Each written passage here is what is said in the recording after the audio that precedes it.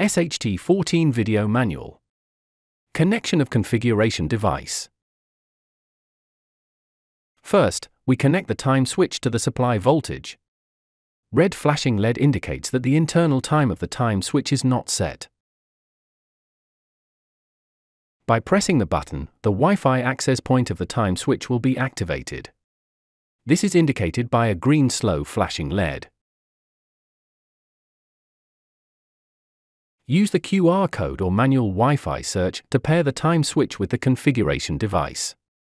Configuration device can be a phone, computer, or other device capable of connecting to Wi-Fi and running a web browser.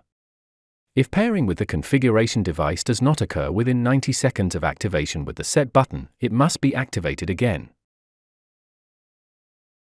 You can tell if both devices have successfully paired by a fast flashing green LED. Open the web browser of the configuration device, enter the address 192.168.1.1 in the address bar, and confirm. If you set the time switch for the first time, the initial setting wizard will appear. If you already configured the time switch before, their overview is displayed.